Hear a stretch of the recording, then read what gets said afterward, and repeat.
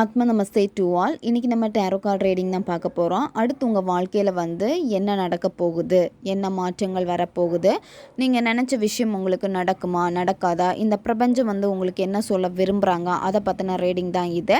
இப்போ file 1 file 2 2 file இருக்குது. இதில் ஒரு பைல் வந்து நீங்கள் சூஸ் பண்ணிக்கணும். உங்களால் சூஸ் பண்ண முடியலை அப்படின்னா கண்ணை மூடிட்டு நல்லா மெடிடேஷன் பண்ணிவிட்டு நல்லா ப்ரேயர் பண்ணிக்கோங்க. அதுக்கப்புறமா எந்த பைல் வந்து உங்களை அட்ராக்ஷனாக தோணுதோ அந்த பைலை வந்து சூஸ் பண்ணிக்கோங்க. நீங்கள் சூஸ் பண்ண பைல் கூட கனெக்ட் ஆகுறதுக்கு நீங்கள் எந்த பைல் சூஸ் பண்ணிங்களோ, பைல் 1 பைல் 2 இதில் எந்த பைல் சூஸ் பண்ணிங்களோ அந்த பைலை வந்து நீங்கள் கமெண்ட் பண்ணிக்கோங்க, 1 அல்லது 2 அப்படின்னு சொல்லிட்டு. இந்த கார்டு எனர்ஜி கூட நீங்கள் கனெக்ட் ஆகிருவீங்க. பைல் 1 சூஸ் பண்ணவங்களுடைய ரீடிங்கில் இப்போ நம்ம போகலாம். அடுத்து உங்கள் வாழ்க்கையில் என்ன நடக்க போகுதுன்னு தான் பார்க்க போகிறோம். இது ஒரு டைம்லெஸ் ரீடிங். எப்போ இந்த வீடியோ உங்கள் கண்ணில் படுதோ அப்போ உங்களுக்கான மெசேஜ் தான் இது. உங்கள் லைஃப்பில் நெக்ஸ்ட் என்ன நடக்க போகுது அப்படின்னா, இப்போ நீங்கள் பணம் சார்ந்த விஷயங்களுக்கு எஃபர்ட் போட்டுக்கிட்டே இருக்கீங்க. அந்த பணம் வந்து டிலே ஆகிட்டே இருக்குது. யாராவது அமௌண்ட் கொடுக்க வேண்டியது இருக்குது, அவங்க வந்து அமௌண்ட் கொடுக்காம டிலே பண்ணுறாங்க அப்படின்னா அந்த காசு வந்து உங்களுக்கு வரும். உங்ககிட்ட நல்ல ஒரு சேவிங்கும் இருக்க போகுது. இவ்வளோ நாள் வந்து உங்களால் சேவ் பண்ண முடியலை, காசு வந்து செலவாகிக்கிட்டே இருக்குது அப்படின்னா இனிமேல் வந்து உங்கள் வாழ்க்கையில் அடுத்தடுத்து கொஞ்சம் கொஞ்சமாக சேவிங் பண்ண நீங்கள் ஆரம்பிச்சிருவீங்க. அதாவது பணத்துடைய அருமை வந்து இப்போ உங்களுக்கு நல்லாவே புரியுது. இனிமேல் பணத்தை வந்து எப்படி நாம் வீண் விரயம் செய்யாமல் சேமிக்கிறது அப்படிங்கிறத நீங்கள் கற்றுப்பீங்க. உங்களுக்கு சில நேரத்தில் வந்து தனிமை ரொம்ப ரொம்ப அவசியம். சில முடிவுகள் நீங்கள் எடுக்க போகிறீங்க அப்படின்னா அவசரப்பட்டு முடிவுகள் எதுவுமே நீங்கள் எடுக்காதீங்க. நீங்கள் எடுக்கக்கூடிய முடிவுகள் வந்து உங்களுக்கு வந்து நல்லதாக வராது.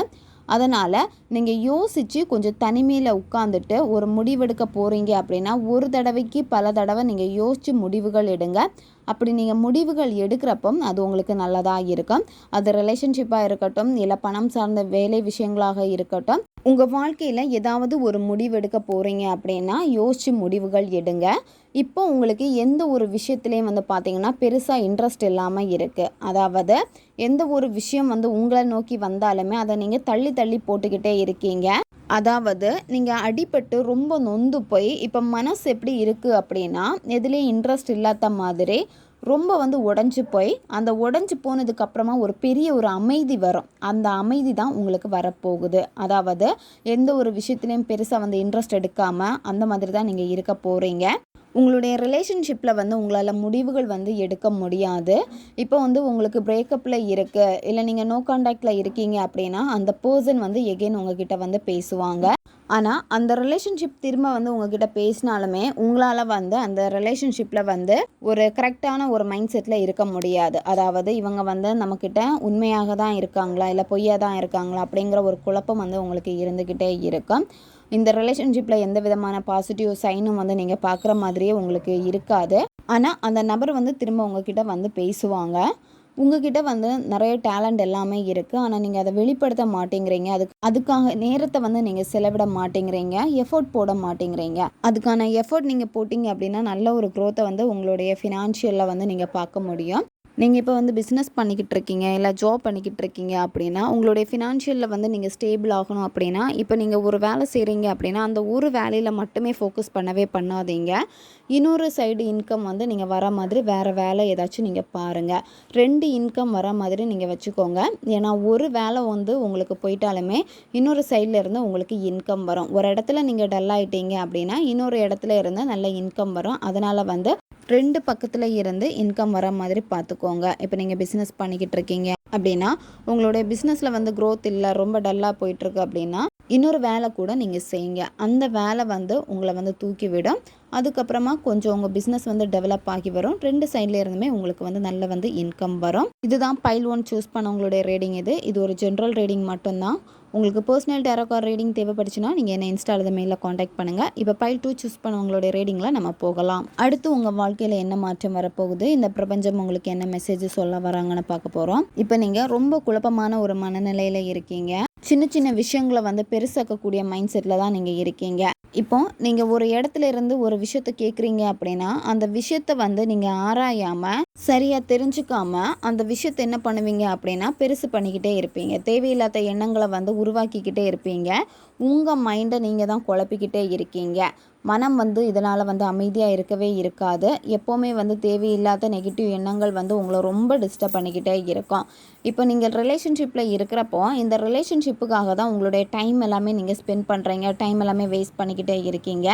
அதாவது இப்போ வந்து உங்களுக்கு வேறு எதுவுமே வேண்டாம், இந்த லவ் மட்டும் போதும், அந்த ஒரு மைண்ட் செட்டில் தான் நீங்கள் இருக்கீங்க. ஒரு சில நேரத்தில் வந்து ரீசனே இல்லாமல் அதிகமாக வந்து கோவப்படுவீங்க, ஒரு சில நேரத்தில் நல்லா பேசுவீங்க. உங்களுடைய ரிலேஷன்ஷிப்புக்கு இடையில எப்படி இருக்கும் அப்படின்னா, ஒரு சில நேரத்தில் அந்த நபர் வந்து நல்லா பேசினாங்க அப்படின்னா நீங்கள் வந்து கோவப்படுவீங்க, தேவையில்லாத சண்டே வந்து உருவாக்கி விட்டுருவீங்க. சில நேரத்தில் நீங்கள் நல்லா பேசினா அந்த பர்சன் வந்து சண்டே இழுக்கிற மாதிரி இருக்கும். இந்த மாதிரி தான் இருக்கும். உங்களால் வந்து இப்போ முடிவுகள் வந்து எடுக்க முடியலை. அதாவது நீங்கள் சில நேரம் வந்து பார்த்தீங்கன்னா வேணும் அப்படின்னு நினைப்பீங்க, சில நேரத்தில் வந்து வேணாம் அப்படின்னு நினைப்பீங்க.